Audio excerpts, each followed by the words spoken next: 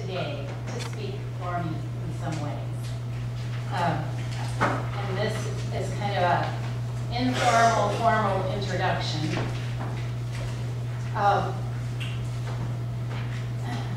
For my friend Robert Francis is a Chickamauga Cherokee who leads an organization called the Mid-American Indian Fellowships. And the prime reason for that organization is to support cultural rebirth among Native peoples, and he's especially interested, of course, in Cherokee since that is his heritage. But this is what is a part of that organization. Information.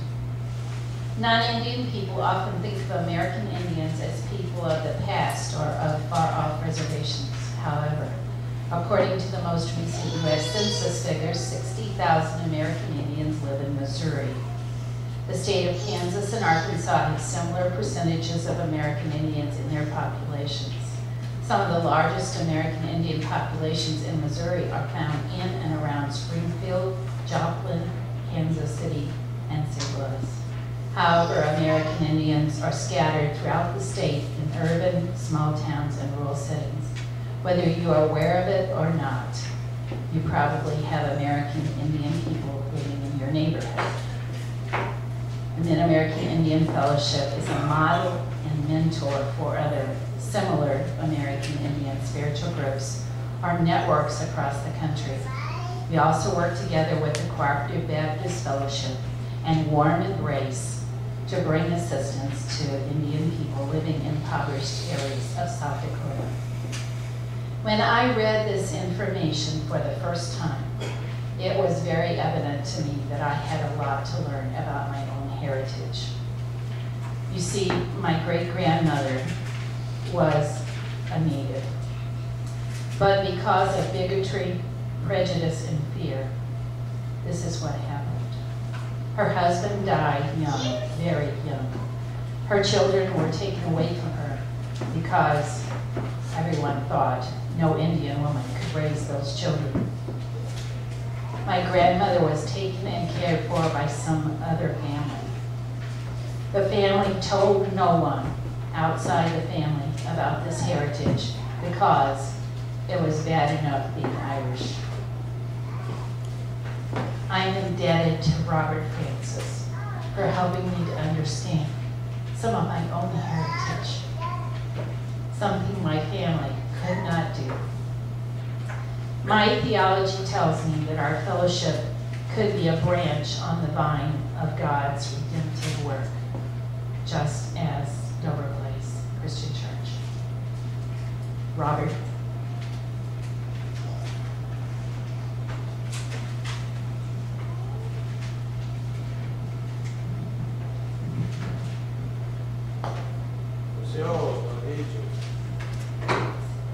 That's a Cherokee greeting, by the way.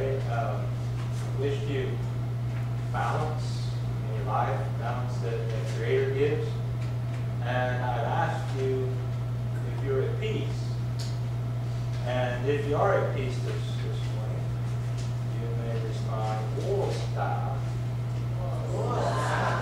Or if you're really, really feeling imbalanced and peaceful this morning, the more emphatic, "Woolstyle."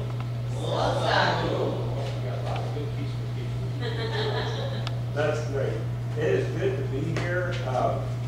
I have known Linda and John probably for about 10 years now. They've connected with Mid-American Indian Fellowships.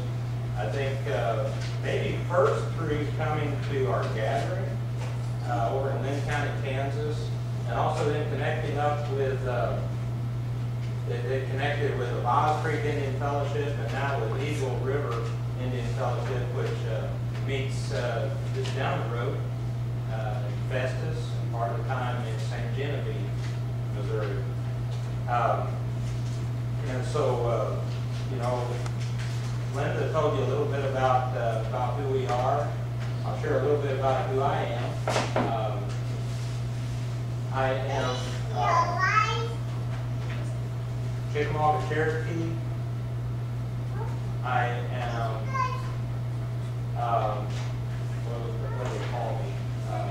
consultant and helper for Mid-American Indian Fellowships, which is a network of American Indian spiritual groups in Missouri and in Kansas, Arkansas. I'm also a member of two traditional Chickamauga medicine societies. I am the firekeeper for the Doxy Grounds, which is a traditional Chickamauga practice grounds where the sacred fire of the Cherokees is kept.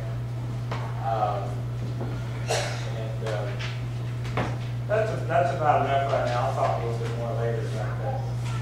I have here with me today Bud Mallinger, who's also a Mid-American Indian Fellowships helper. He helps with the Avaz Creek Indian Fellowship, which meets at Herman part of the time, Herman, Missouri, where Bud lives. And sometimes it meets over near Avaz, Missouri, or Hatton, Missouri, over in that area toward Columbia. Bud and his wife, Dr. Sherry Mallinger, also head up what we call compassionate veterinary care. And they go out to the Cheyenne River Sioux Indian Reservation, usually a couple of times a year, and help with horses out there and the dogs and the cats. And then they also have vet clinics out in Bates County, Missouri, way on the other side of the state where I live, and Doxy Grounds. And they have, they also usually host a clinic each year down at the Morningstar Grounds in Ozark County, Missouri, South Central Missouri. And so if you're interested in compassionate veterinary care and what that's all about, talk to Bud after the service. He's an interesting fellow to talk about. When I was a 4-year-old child, I had a recurrent dream. Actually, at the time, I thought of it more as a nightmare than a dream. But in this dream, my father and I, hand in hand, were being chased by cannibals. And these cannibals just happened to be an upstanding, very respected white family from our church, from the church where our family went and were members. And we were being chased by these cannibals through a big city department store late at night. We went up escalators, stalled escalators, weren't running. And we went up to the highest level in the department store. And we were cornered at that top level. And there we were with our back to a railing. And behind the railing was darkness. A drop of no telling how many feet to the concrete floor below us. And the cannibals were coming to devour us. And my daddy turned us around and we leaped over the railing in the dark. And that's how the dream would always end. And I would scream, "Mommy!" I never told my mom about that dream all my growing up years, but it stuck with me, stayed with me. So help me to watch for cannibals sometimes. Sometimes in places where other people wouldn't notice, or be watchful, such as department stores, church. I am a Chickamauga Cherokee, and I didn't come from Oklahoma or North Carolina. I was actually born in a little town some of you might be familiar with called St. Louis, Missouri. Heard that? I was born here in St. Louis and lived with my family in St. Charles, just across the Missouri River, for the first 7 years of my life. Then we moved back to southeast Missouri where my parents had moved from. And we moved there and I was raised on a little farm just outside of a town called Advance, Missouri. And that's how you pronounce it, Advance, not Advance. So I grew up in Missouri, a place to which many of our Chickamauga Cherokee ancestors came prior to the infamous Trail of Tears or the forced removal. Many of our Chickamauga ancestors came to Missouri and Arkansas. In fact, a bigger part of the Chickamauga Cherokees wound up in Missouri and Arkansas, although there are Chickamaugas scattered everywhere. If you don't know, if that word is unfamiliar to you, you probably heard about Cherokees. They used to call the Cherokees one of the civilized tribes. And they would refer to the Cherokees, the civilized Cherokees. But in the old days, the same people who were calling the Cherokees civilized, they would also turn around and speak of the bloodthirsty Chickamaugas. Okay? So you got one of the bloodthirsty Chickamaugas here today. The Chickamaugas, there was a split in the Cherokee Nation in 1775 over the issue of basically compliance versus drawing a line and saying, this side's ours, stay on the other side of the line. And so the Chickamaugas kept the resistance going, a resistance to American white expansionism, kept that going for 20 years after the Revolutionary War. During the Revolutionary War, but also another 20 years. Then, but that movement kind of shifted its center to the Miami people in the north and the Shawnee people in the north. The Chickamaugas continued in that resistance, and in some ways they're still continuing in that resistance, as you might gather, but maybe not violently as in the past, but the resistance continues to crop up. But I grew up in Missouri, a place that to this day pretty much denies its Indian population, or is in denial about its Indian population for the most part, but a place in which, you know, probably about 60,000 people consider themselves Indian. Missouri, for 100 years, it was illegal to be Indian in Missouri. If you weren't killed outright, you lost whatever land you laid claim to and were removed to Oklahoma if it was found out that you were Cherokee.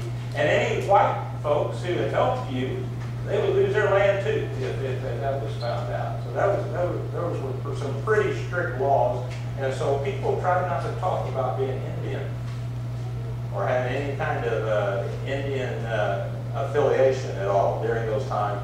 And even today, most Chickamauga people in Missouri and even in Arkansas are a bit reticent about being straightforward with who they are, if they identify themselves as Indian, oftentimes. Although it's changed considerably in my lifetime, it's changed. But you know, I didn't grow up speaking Cherokee. I didn't grow up going to any ceremonies except those of the General Baptist churches to which our family belonged. Altar calls, baptism, communion, foot washing. Those were the formal ceremonies of the General Baptist churches. And yet, I was raised up to value oral tradition. There are many, many stories. And a lot of those stories just went back maybe 2 to 4 generations. They were family stories. But you know, I remember maybe a couple of stories that linked us back to the time before our world was torn apart. I was raised to pay close attention to significant dreams and visions, to hold those in my heart. I was taught that all things that are made by Creator have life and have personhood and have awareness. And I was taught the relatedness of all things and the value of respect for all that is. Those are the kinds of values that I was brought up with, and those are indigenous values. And I was raised with the land, with that connection with the land. We had a lot of crops. We had some crops that we sold, like strawberries and watermelons and this and that. But by and large, our farm was a subsistence farm. We grew what we ate and we ate what we raised. Okay, and so we lived with the land. And that in and of itself is the heart of being indigenous, is that connectedness with the land. And so we may have lost an awful lot, but we never lost that connection. I remember going to Bible school, coming back from Bible school and saying to my mom, the teacher said animals don't have souls. And my mom said, well, you know better than that. I said, yeah, I do. And she said, don't argue with them. They'll never listen. I remember hoeing watermelons with my daddy and hearing him comment that even the little grass plants cry out when we have to cut them off from their roots. I remember being with my grandma and hearing her say with a far off look in her eyes, in the old days, a hunter told the deer he was sorry.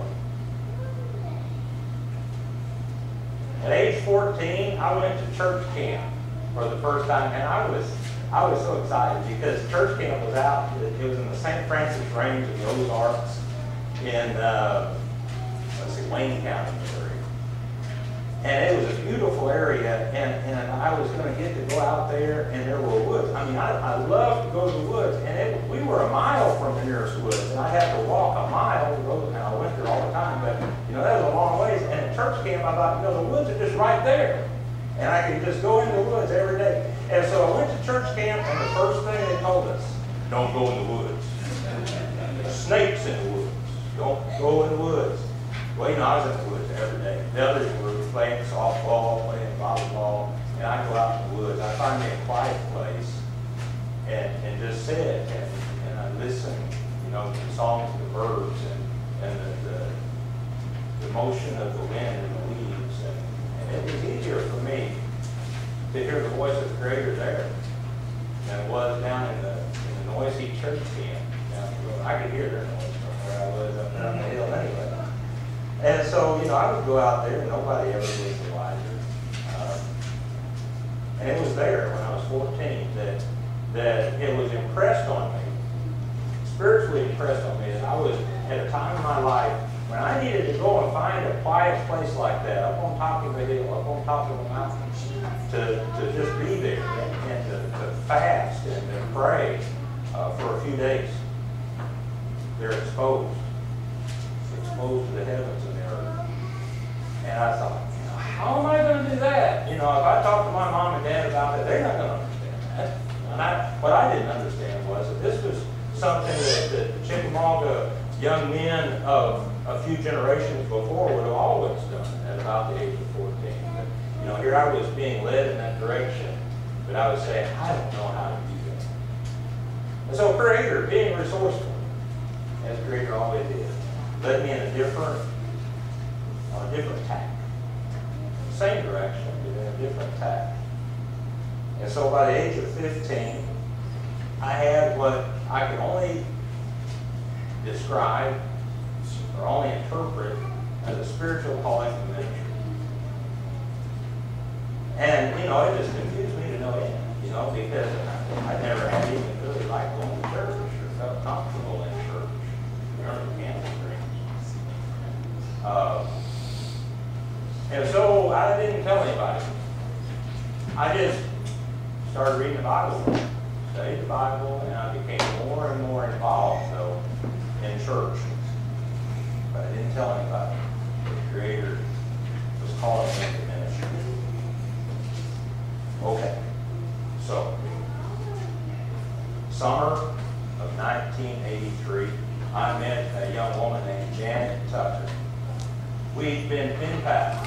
She lived in Ohio. She's of Native ancestry too. But she lived in Ohio and I lived in Missouri. And after we'd written to each other a few months, she took initiative. She came to see me.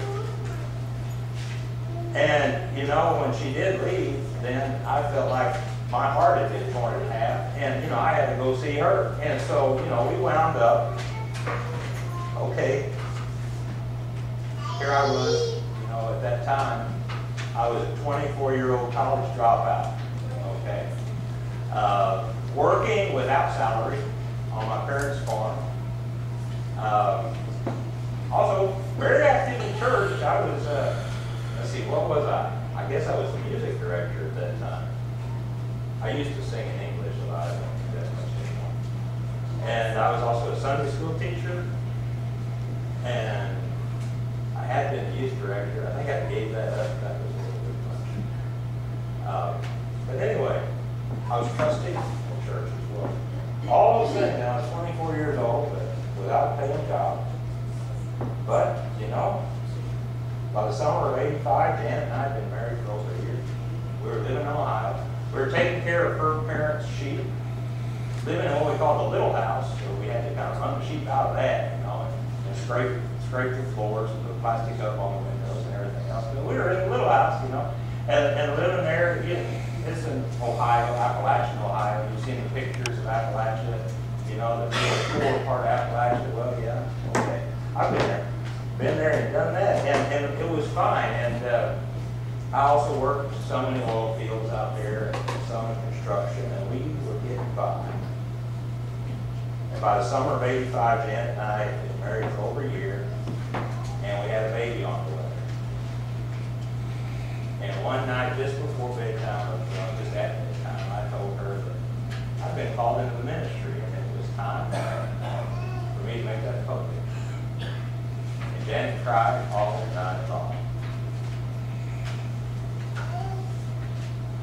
So, that began my tenure as a Baptist minister. We were in a Southern Baptist church then. And I made my call public, and I'm going to skip ahead now. During my years as a Baptist minister, there were 13 of us.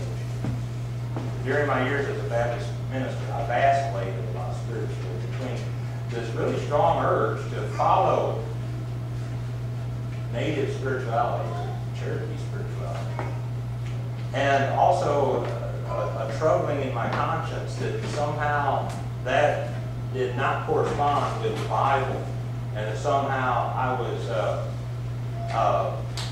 betraying something by following those leanings.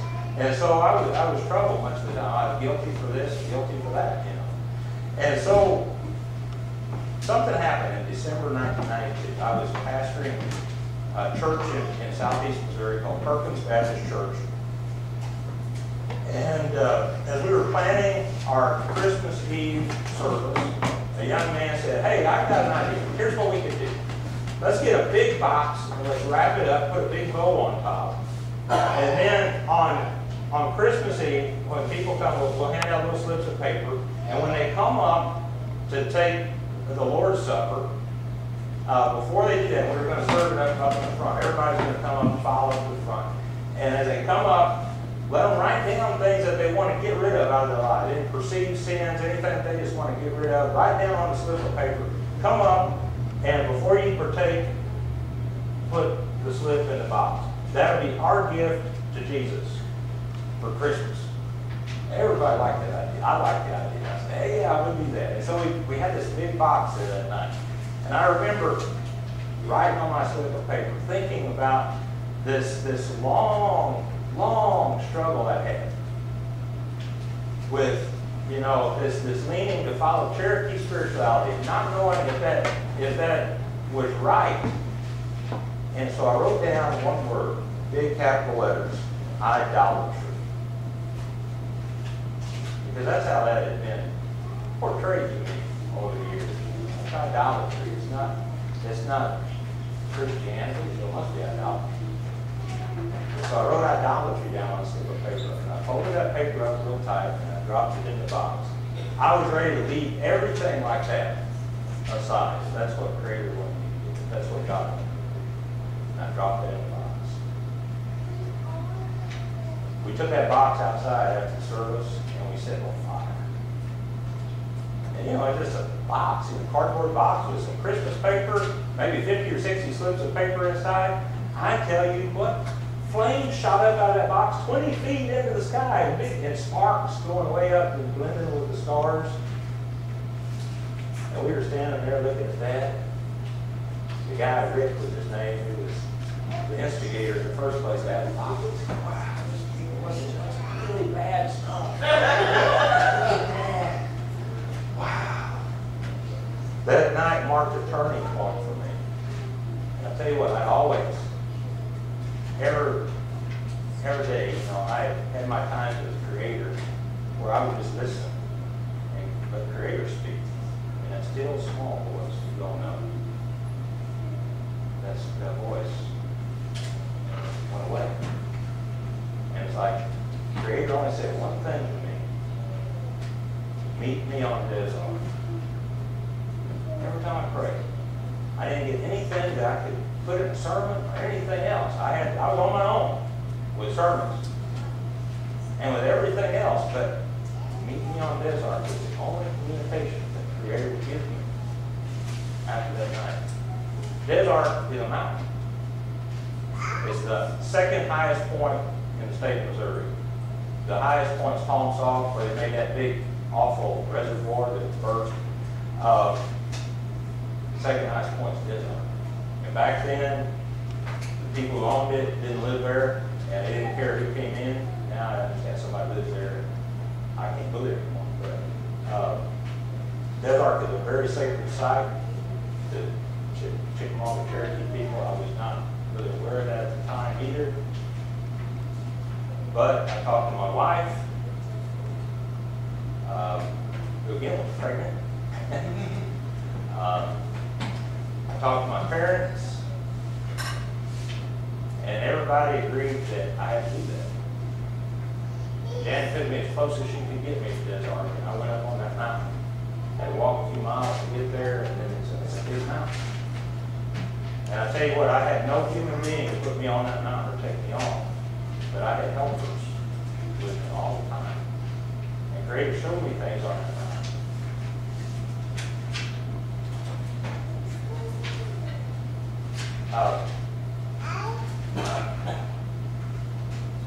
And the process began. The process is laying my idols aside. And let me tell you something, none of my idols have anything on to do with church and spirituality. January 1999, the first Indian Fellowship was born. And before long, Mid-American Indian Fellowships had grown into the network that they are today. And by the way, each one was asked for. You know, we never go and ask people, do you want to start a fellowship? We wait. And the very first one was like that. It was like Cherokee elders from Gotham, Missouri came and said, why don't you start some sort of Indian church where things are done the Indian way? And I said, that's a good idea.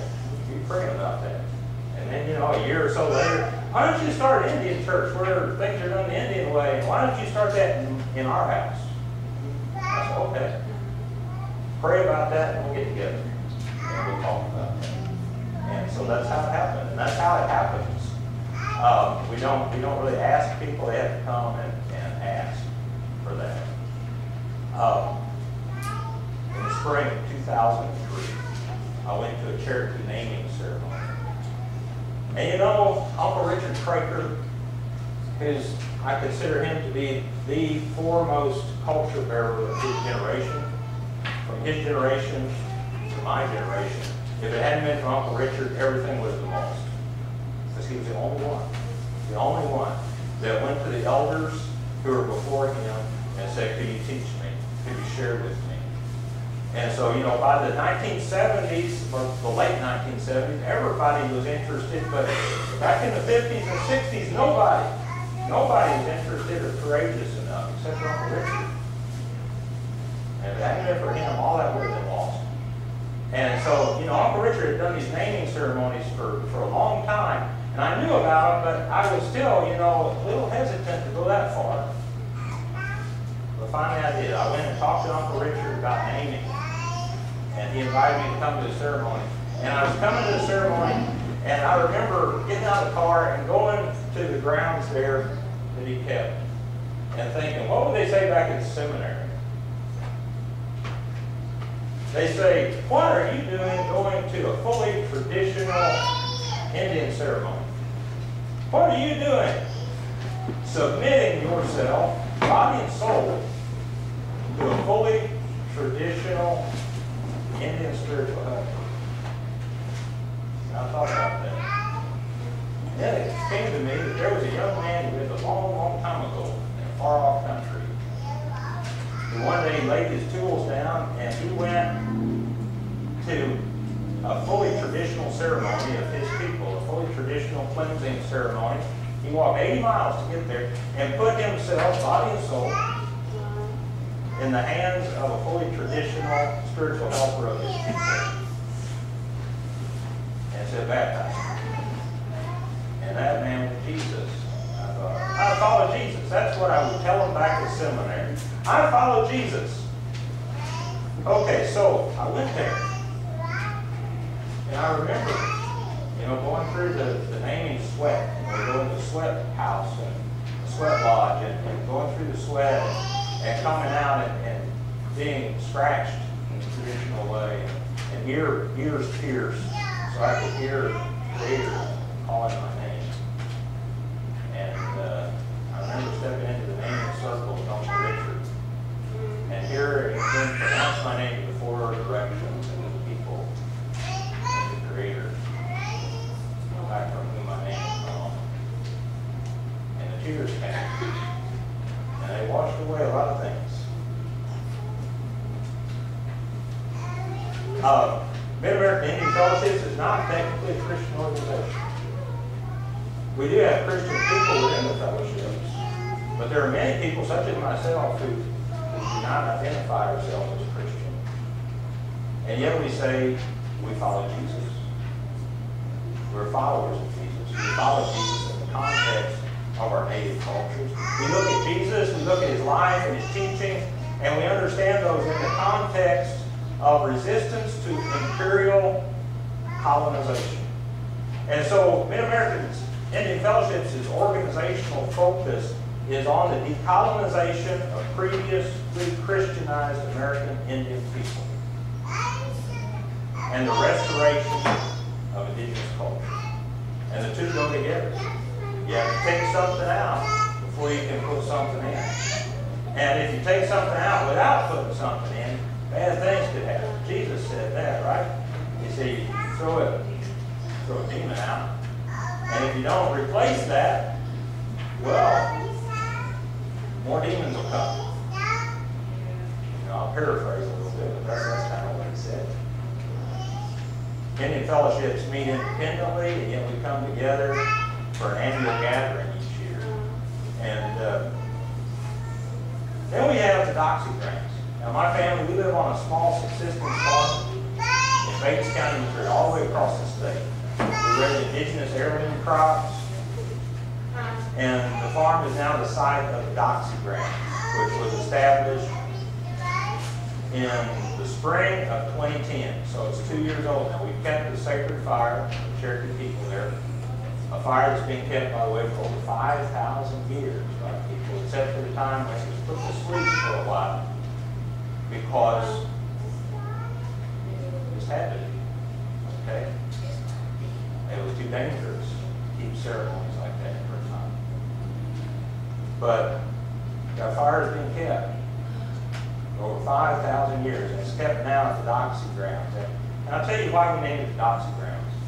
It has to do with the story. Doxy is our word for terrapin. You know the terrapin, the box turtle. In the old days, terrapin was much, much bigger. In fact, all the animals were much bigger. The animals of the day are the shadows of those that once were. So terrapin, his shell was 10 feet long. And he was a great warrior in those days. And he would go off to war, and come back with scalps on his belt, And everyone was afraid of terrapin. But there were some vengeful wolf people in Iowa that caught terrapin one time. And they bound him with cords, and they brought him into their town. And they were trying to think up ways that they're going to kill him. And they finally, I'm shortening the story, but they decided that they're going to throw him off a high cliff, into the river. And this was a place where the river was really shallow, just a rock bottom. And as terrapin was hurtling down toward that stony bottom of that river, he was thinking, this is probably it. I'm probably going to die today. And he crashed right into the rock bottom of that river. And his shell was smashed into pieces. And his blood was flowing off down the shallow waters of that river as the wolves watched the high bank flow. Terrapin was in great pain. And he could have just died, He could have just given up and died right there in the river. That would have been the easy thing to have done, but he didn't. Terrapin reached out. One front foot, another front foot. And he crawled. He pulled himself up the far bank, which was a low bank, and he pulled himself up on the bank of the river, and he began to sing. Kudayewo, kudayewo. I sold myself together. That's what he was saying. Kudayewo, kudayewo. And the wolves, as they watched from the high cliff above, they saw as the pieces of Terrapin's shattered shell began to come together. Kudayewo, kudayewo. Terrapin continued to sing, and the pieces came together and they fused. Kudayewo, kudayewo. And Terrapin stood up and he walked away. Now he walked away that day much smaller than he'd ever been before. And he walked away that day much more humble than he'd ever been before. And he will always, and to this day, he bears the scars. But Terrapin walked away that day, Terrapin, Doxy, the one who created made him be. And so we named our grounds the Doxy grounds, which is to say, it's a place for the people to come and to sing ourselves together as a people with the help of Creator. Our language, our oral tradition, our ceremonies, our agriculture, these basic aspects of the culture, Creator planted those in us. These are those things that have kept us connected with Creator to the land for many thousands of years. And in past centuries, our God-given culture has been stripped away, leaving us naked, aliens, and fugitives in our own land. To survive in the land, to avoid murder or removal, our ancestors scattered. And as a people, we're shattered today, leaving fragmented. There's fragments of people we once were. But through Mid-American Indian Fellowship's, Creator is moving to bring our shattered people together again, back in proper connection. We gather at the Doxy grounds. We sing ourselves together. To Christian people want to help with decolonization and cultural restoration. I say this: first, be honest enough to lay aside all claims to exclusive ownership of ultimate truth. For such claims are bigoted, and such claims are idolatries, and such claims invariably lead to violence, even to spiritual and cultural counsels. Look above you and look all around you and know that the good news of Creator is now and has always been everywhere heard and everywhere followed. Live out your own spirituality and do not interfere with others seeking to live out their own spiritualities, even if those spiritualities seem very different to you.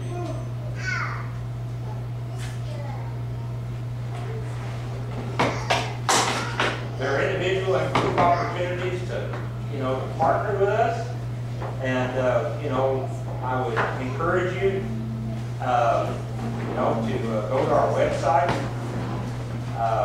see what we're about. If you want to get linked up with our email linked up, find out more about us. If you want to come and do a hands-on project, hey, I can find one for you. And that's about it. Maybe it's a different world from what you've been used to seeing. Different story that you've been used to hearing. But Creator loves diversity. You can see that in all the life that springs up in the springtime. Creator loves diversity. And creation is bigger and more marvelous than any of us dare to imagine. And Creator says it's beautiful. Well, Double, thank you for the opportunity to share with you.